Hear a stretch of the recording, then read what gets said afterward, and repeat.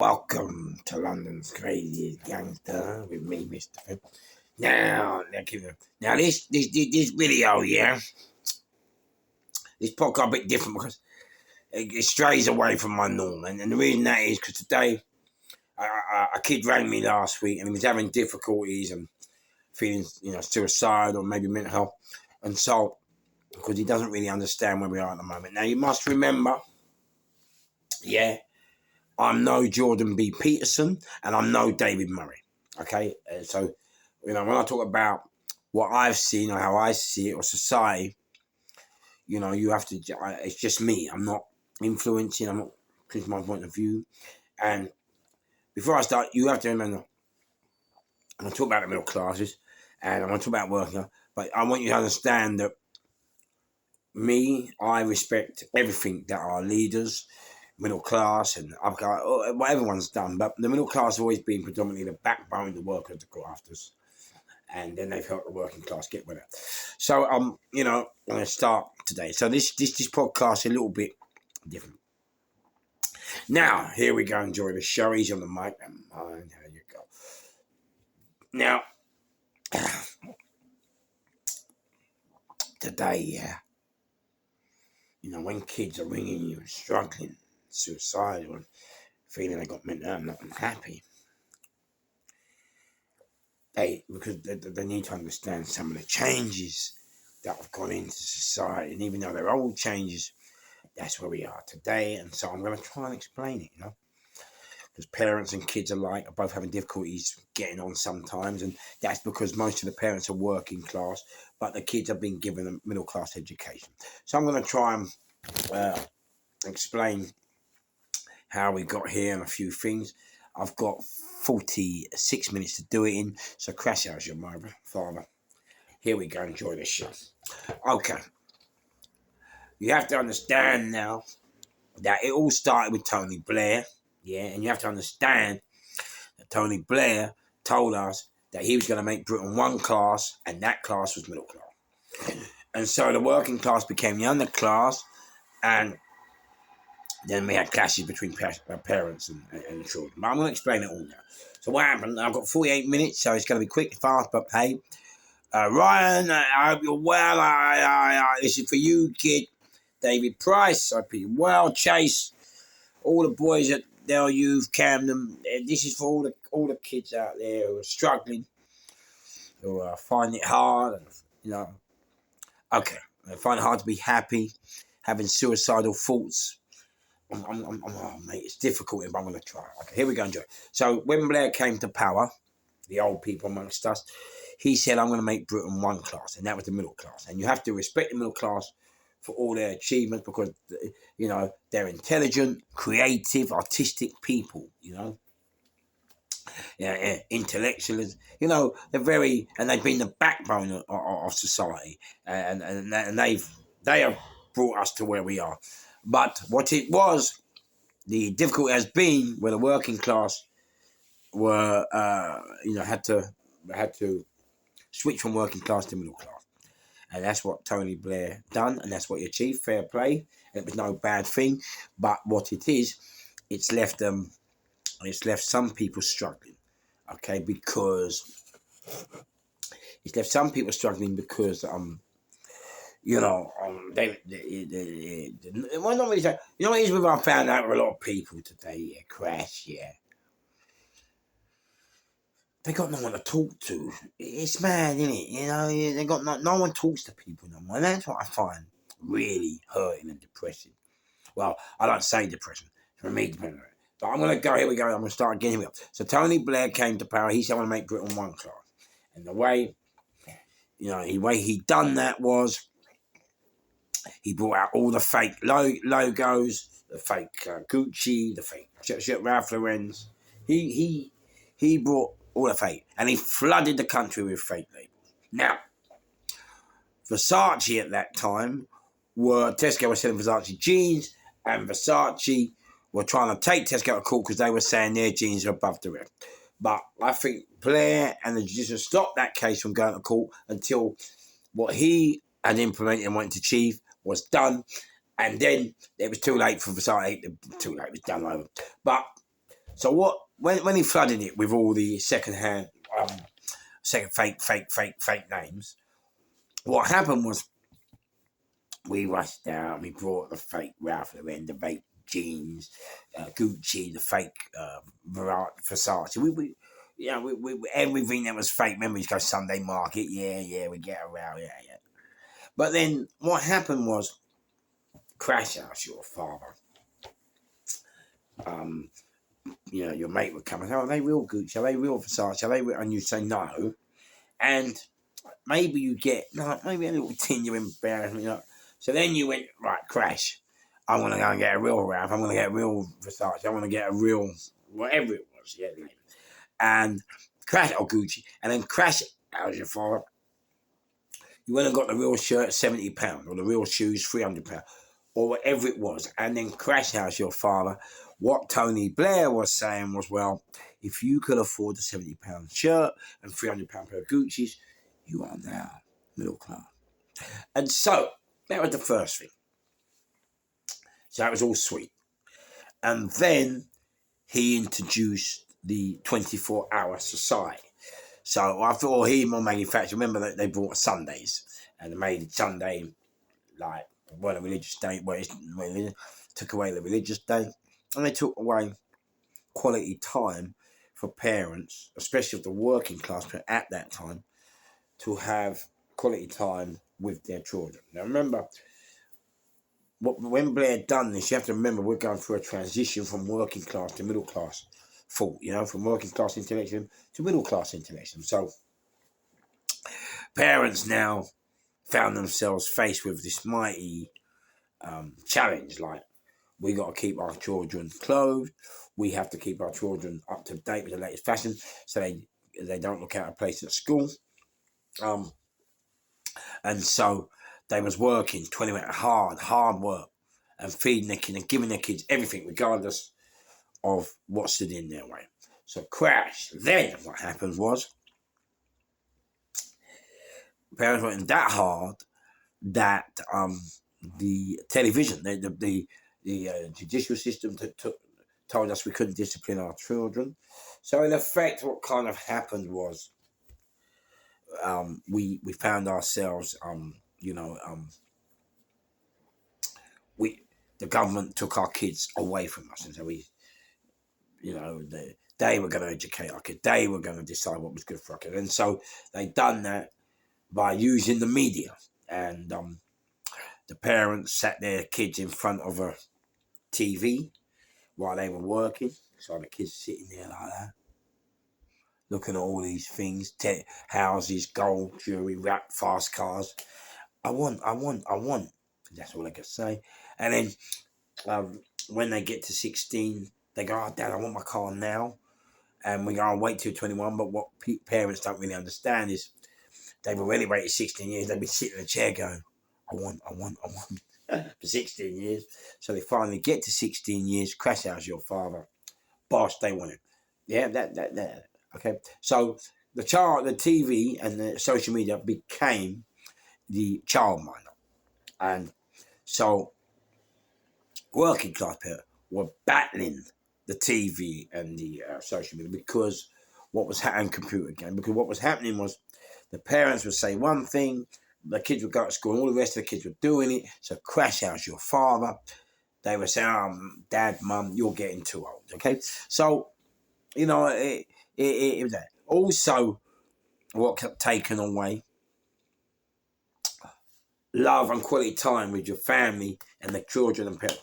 That got taken away. And then what happened, your mum and dad, or the kids will come up to me, or when your kid came up to mum and dad, they go, "Oh, look," they go, "Dad, can I talk about this? Can we do that?" They go, "Oh, look, I ain't got time now, working, I'm now tired, I've got to get ready for work again.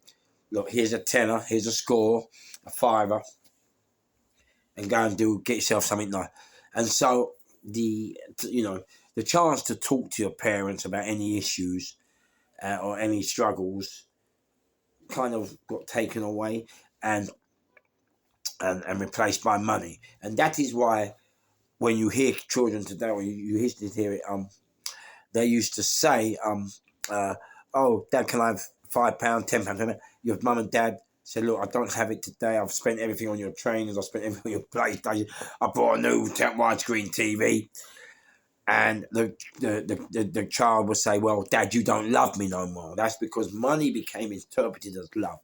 And that was a great big struggle between the working class parents and the middle class educated children. So that was there. Another great thing we found, the middle class were more open to very many different choices. You understand? And that is another problem that children face today. Sometimes when you only have two choices, it's easy, but when you've got loads of choices, it can be very, very difficult to navigate. And so, and that's why, identity has always been a crisis of the middle class, because the working class always had their place as scum, dirt, filth, don't know no better. You know what I mean? Dunce, donuts. The rich were always the filthy, stinking rich that didn't care. And the middle class were always the backbone of society. But they never really had an identity. I mean, no one ever really talks about the middle class. I mean, maybe now we've got them, but no one ever talked about them. So what was going on was this thing about they've always been trying to search for an identity of where they belong, because they weren't working class, and they weren't super rich, and they were just in the middle, but no kind of identity. Well, those who they found identity, and they had good identities, and they produced art and work and infrastructure in the country, and that's why I'll never put them in the club down. We need them, and they've been very intellectual, and their education's intellectual. But what has happened is crash. It's sad for a lot of working class parents, because it's always, unless you understand what's going on, it's kind of a challenge. Like, why does my kids keep saying they're depressed? Why does my kid now say, oh, I'm stressed? Why does my kid now say I've got suicidal thoughts? Why does my kid now say they're not happy? I think for anybody, whether it's a middle class education, it is a struggle, because it's so much pressure on you now to achieve a good education. I mean, the SATs and then university, and then it's so demanding on a child now. So demanding. There's no room to move nowhere, and it's all put.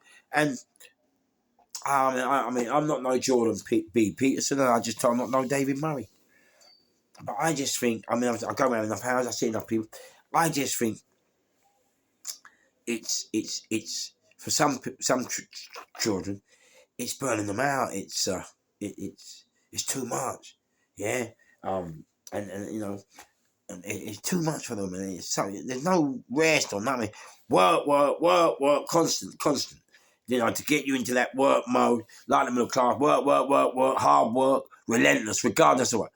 And and in the beginning, for a lot of middle class children, it's very hard, and that's why you always see them on description drugs, and from the chemist. A lot of middle class kids are on those because they need to cope, because it is so demanding. I mean, I'm not having a go. Respect, they achieve their goals in the end, but God, what a battle middle class children go through, and our children are now going through the same battle, because our children are now middle class children gaining middle class education, but something scary about a middle class education, and I've always got to laugh. I know I shouldn't. When we were growing up, the working class, that was before we became extinct. You have to realise that. Listen, when we were growing, I thought depression was a bank. Mate, we never heard of the word depression. Never. What the fuck is depression? I thought it was a bank. We never heard words like stress. Stress. What the fuck is stress? We just didn't. We didn't know. Well, it didn't exist in the working class world. We just got up and dusted. We fell. If there was a problem, we dealt with it, and we fought through it, and the mental side. But I've always said to these kids, yeah, once you learn these words, suicidal, depression, once you learn these words, you can become these words. Mate, it's mad, isn't it? I haven't told you a 4-year-old girl, then you're, oh, Dad, well, I'm stressed, like, and you look at me and go, what are you stressed about? You've got everything. What, like, what are you stressed about? Or I'm depressed. Especially you find that, when you go through the school years, from primary to second to university. University, I've met a lot of university kids, and it's such a battle and a struggle, and they get ill from it. It really does make them ill, and we all take it for granted. Oh yeah, we take it for granted, but it's real. So now also, Crash, you got to realise that parents, working class parents, don't really understand the middle class kids, and also you have to realise that sometimes your kids could look at your parents like they're not clever as them because their education is different. So computers and mathematics and stuff, it's all a lot more different. And so some kids might think their dads are stupid, but they're not. It's just we was not middle class educated. And so there's a clash sometimes. And then also, you have to realise, parents, I get this with a lot of parents, they come up to me and say, oh, Fish, I don't understand my kid, and it's because their brain is now thinking like a middle class person and you're still working. So the two classes have clashed, you know what I mean? And so because of that, Crash, how's your father? People find it very hard at home. So you could say something to your dad and say, I'll phone you back. And your dad, but then you say your dad, I'll phone you back, and your dad then thinks you're lying when you're not lying. Now, now, the reason I'm bringing this up is because what you have to realise, kids, hear me out.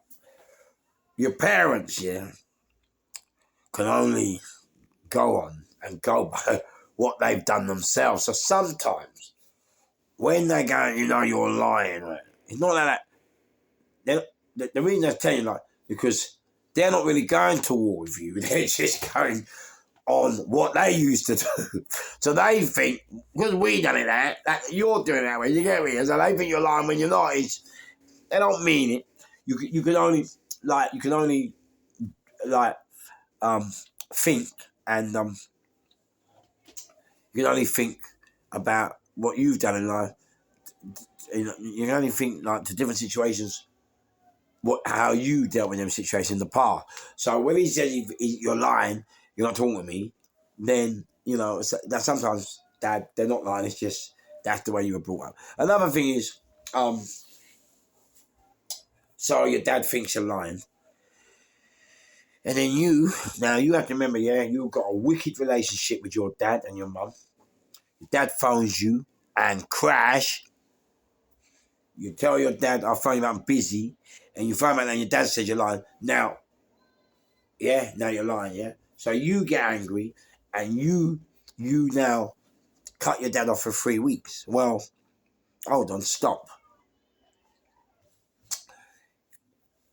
Look, if your dad is split from your mum, but your dad still works and he loves you and you love him, your dad makes mistakes. We all make mistakes. It's not an issue, But Crash, kids, look, if you don't cut him off for 3 weeks, especially if your relationship has all been going so well and great. Don't now cut him off for 3 weeks and punish him for nothing, simply because, he thought I was lying. Look, so what if he thought he was lying? That's life. But no need to kill him and punish him. You're the love of his heart. You're the love. You're the reason he goes to work. You're the reason he lives. You understand? So kids got to be careful when you're dealing with mum and dad, and you have such a good relationship, and then you want to cut them off. You got to be really careful, yeah, because you're hurting your dad for no reason, because you're not really thinking about what's going on here, yeah. And second, and the next thing that I have, happiness. I get a lot of children, a lot of kids come at me, and say, "Crash Fish, I'm not happy. Everything I'm doing, I'm not happy. I'm not. I just don't feel happy doing anything. I feel suicidal." But the big headache for me is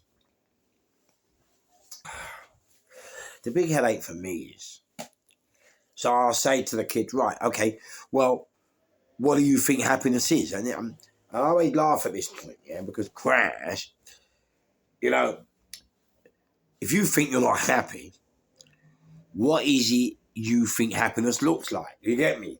And that's where a lot of people come unstuck to me, because they don't know what it looks like.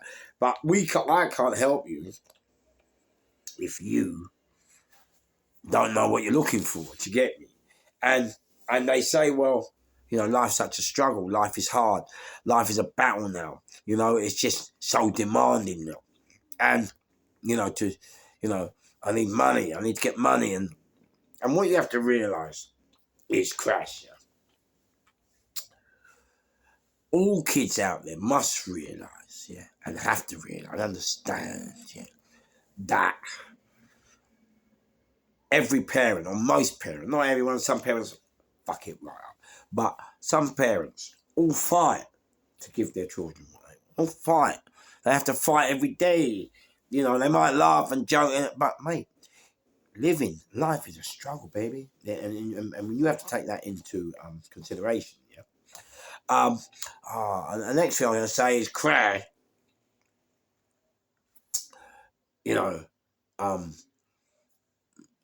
money, happiness, and then, I said to somebody, oh, well, I said to someone, well, what made you happy? So he couldn't really answer me. And then he said, oh, football makes sense. So I said, well, okay, why don't you go and play football? And he said, oh, well, it's an hour, but there's no point, because, I want to be happy long. And I said, well, at least you'll be happy for 1 hour. You know what I mean? Better be happy for an hour than not happy at all, you get me? Oh yes, that's what I was going to go. I do pull out. So now, a lot of children have to understand, yeah. You have been given the education of an adult. I think this is, I don't know, I'm no Jordan Peterson, and I'm no David Murray, the political commentator for the BBC and all the rest of it, Oxford or whatever. But anyway, Crash, how's your father? Yeah? What you have to realise, yeah, kids, all you kids out there, what you must realise is this. It's very difficult for you. And the reason it's difficult for you is because TV and social media have now, rather than, we were kids at 16, 15, 14. But you kids today, you have to add on 10 years. So when you're 15 today, you're not really 15, you're 25, because your intellectual level, your intellectualism level, has gone far above us. So, and what a lot of children don't understand, and it is difficult, very difficult, this part. When you have all the knowledge and all the intellectualism of an adult, yeah, but can't do adult things, oh, mate, trust, please believe, please receive, and take this gift like Christmas Eve. Trust me. If you got an intellectualism, yeah, that's high. I don't know who's ringing me. I apologise. Yeah. When you got an intellectualism that's high, yeah. When you got an intellectualism that's high, and you can't use it, there is nothing worse in the world than having intelligence and intellectualism, and you can't use it. Drives you mad. It drives you mad. So, you have to wait at 18 before you can have a drink. You have to wait 18 before you can smoke. But you've got a mind of an adult. So don't you get it? You've got a mind of an adult, but you're doing childish things. It drives you absolutely mad. It's mad, isn't it? But that's just the way society is. So they've educated you. They've advanced your brain. You know, so at the age of 14, you're thinking like a 20-year-old, not emotionally. Emotionally, they still have battle because, you know, it's still very difficult. But they still have battles, you know, emotional relationship, things like that. But intellectually, they're off for it. So, you know, I mean, you know, it's very, very difficult to have intellect and not be able to use it to you know, to make you advance or to make money or you understand? It's difficult. It's very difficult, mate. When you got all that, you know, like you got all in there with an adult, but can't do adult things. It's just like it can be. I think that's the most punishing part of the middle class education. And that's why I think many children now are looking for counselling, prescription drugs. But the one that hurts me is when they feel suicidal. Wow. Yeah. Suicide, that's... you know what I mean? That's... suicidal. I mean, come on, kids. Look. We all... Look, mate. I tried to kill myself after 100 years when I was gay. Look, listen, when I was gay. Listen. Oh, man. You know what? But at the end of the day, yeah, all that suffering, all that hurt, all that pain, you know, in the end, came to serve a purpose. And now, you know, I'm out here and I talk to you lot, and you know, half the stories I give you is all born out of pain, and that's the secret with children. They need to understand. Sometimes, in a way, pain can be a good thing as long as you use it to express yourself and create happiness and create goodness. And that's why now I'm on YouTube. I like it now. You know, but you know, I'm disappointed. I don't take drugs now. You know, I'm happy now. I move now. You know what I'm saying? Because you know, what I mean, sometimes look, I'm 61 and found happiness. You understand? Mate, up until 61, I remember pain became... That's why when I talk to you... Listen, I know pain inside out, outside in, inside out again. You understand me? So crash. Kids. You know... Suicide. Come on, mate. Suicide is one of the hardest, most devastating things you can do, man. You don't even hurt yourself, you hurt your family. And people, you know, it's just, come on, man. Look, it's like, I know you got the social media, I know the telly and people living great lives and using filters tomorrow. Yeah, come on. That's all in the wider world, but at home in the reality, yeah. Talk to someone who's got, like, you can talk.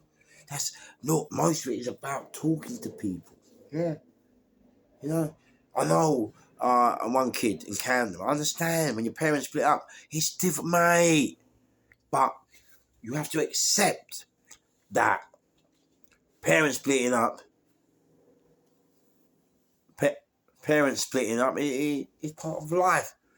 And it's nothing to do with the kids half the time. It's just two minds coming together. One mind thinks it's going great, the other mind thinks, and you know, but it's not the end of the world. You just have to treat both parents the same. And I understand it can be difficult because some parents want to spurn the other one against you, don't they? Spurn you against dad or mum. I mean, helicopter outside, there's been a shooting or a stabbing. Or crash house your father. You know, they want to turn you against each other. And they, you know what? I hate when all that happens. You know, like when the daughter wants to keep the dad away from you, or the dad is spurning the daughter against his mum. Come on, mate. Mate, listen. You think you're helping the child? Listen. You are killing your child when you do that. Scum, dirt, and filth. I'm sorry, but mate, a kid deserves both parents. I don't care. what's going on. Yeah, but no parent should spurn and talk and dig their against their kid. And you know I always laugh when people do that. I always laugh because, all right, they're young, you can spurn them, you get. But see, when they get 16, 18, and they got their own mind, they suddenly realise you're just talking shit. You understand? And so then you lose them, and they go over to the other person you were. So, mate, please, you're not helping your kids. You got to help your kids.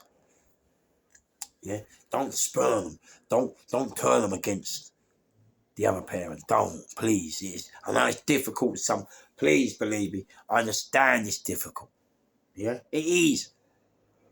Me helicopters are flying out there. It's all lying off out there somewhere. But anyway, you understand me? Like, come on, and that caused a massive problem for the kid. Okay.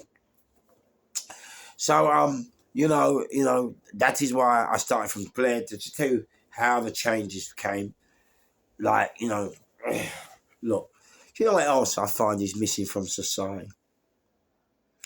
We got fucking hell, hi-fis, fucking TVs, widescreen, computer games, music, iPhones. But let me ask you all a question. When was the last time you turned everything, like I've turned everything off now, and I'm talking to you, yeah? When was the last time you turned everything off? You know what? I had my phone off the other day. And I don't take my phone off. I'm not held hostage to my phone. I'm not on that, yeah?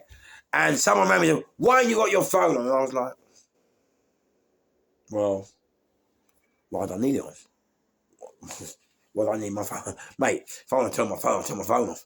I've got my phone off because I'm not held hostage. I don't want to talk. If I want to talk, I will turn.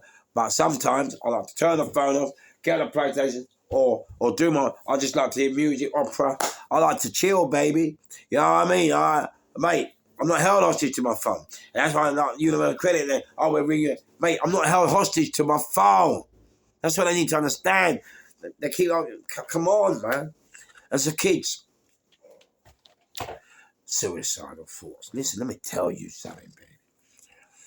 There's nothing in your head. And that's all it is. Yeah? It's here. Everything you think, see, hear, is in here. It's all here.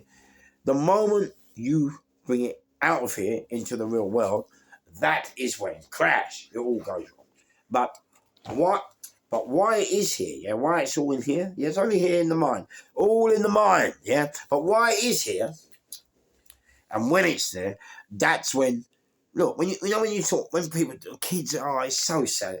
When a kid tells me, he feels so sad. You know what he's telling me? The kid's got no one to talk to. They don't know who to turn to. It's easy. But parents as well, what I've noticed with us now, we seem to have lost how to talk to our kids. It's like we don't know.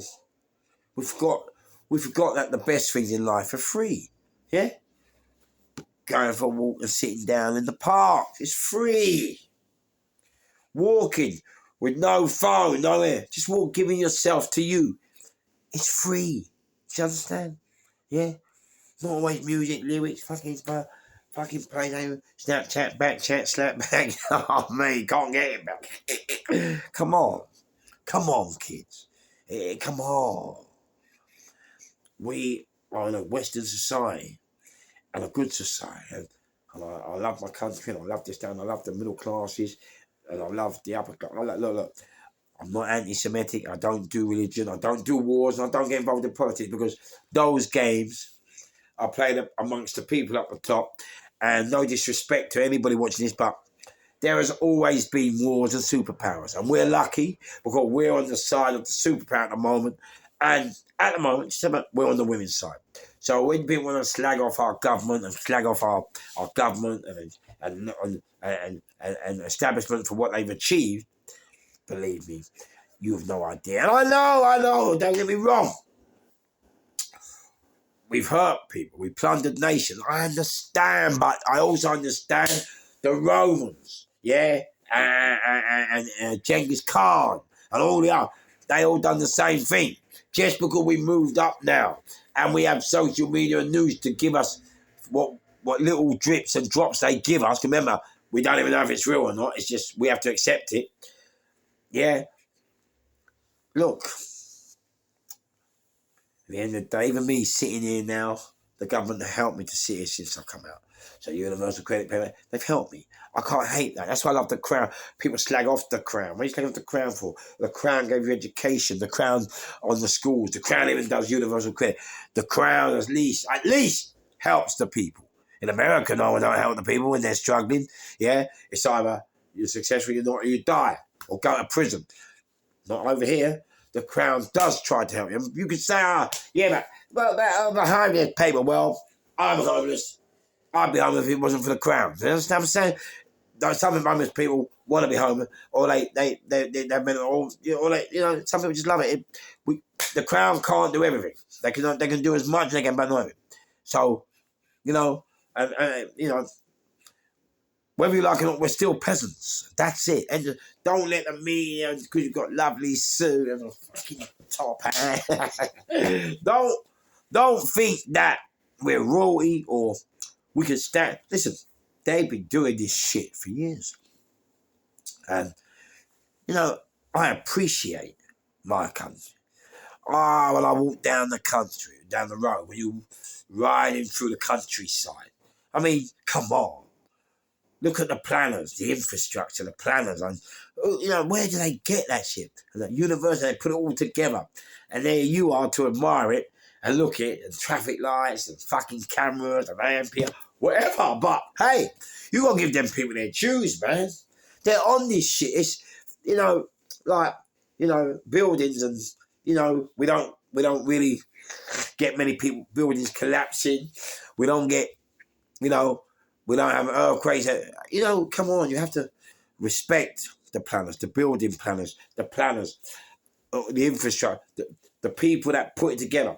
They are architects, the surveyors, everything the building industry, the environment industry. It's just the governments, the councils. You have to respect them because, mate, I know we moan, and I know that, but can you imagine doing their job? Come on, I'd like to see anybody do it. It's hard work. But when they put it together, and they never get the credit or the appreciation for what they do. Unless something goes wrong, and then everyone wants to hurt them and slag them off, and they're this and that. But you've got to look at the majority, the majority of times where, hey, man, let me tell you something. We live in a brilliant country. There's nothing going on in your head, especially as a young person, to be suicidal about it. You have to know that there's nothing that can't be. You just have to find the right person to speak to. And that is a very difficult thing right now because everybody's so busy. And so, like this kid, I had this kid the other day, he rang me, mate, I was on the phone to him, but hey, his issue weren't bad. He just needed someone to talk to and he laughed at the end of it and I hope he's all right. But that's why I've got to do this podcast now because I promised him I'd do it. I've got no choice because too many people don't understand. Like, look, happiness. You have to learn to be happy with nothing first. Be happy with what little you've got, not with what you want and what you're expecting to achieve halfway down. Just be happy. Be happy. Look, see me. Remember, I don't have money, nothing. I don't. Everyone, you're happy. I am happy, but I'm only happy because I love being on my own. It's solitude. I love my own space. I love it. And sometimes the babies come around, they do my name, and I tell you, I'm going to shoot them. Hey, cool. Mate, I love it. I love my habit. I love it on my own. I mean, I even go to the park and I hold my own hand. Come on, kids.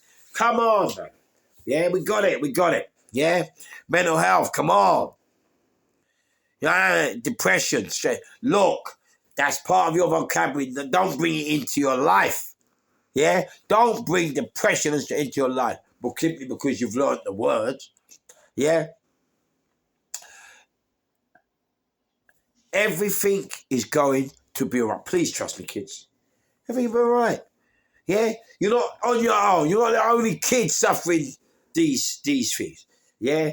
You're not the only kid suffering dead parents. You're not the only kid suffering kids split up. You're not the only kids having clashes with parents and teenagers. You're not.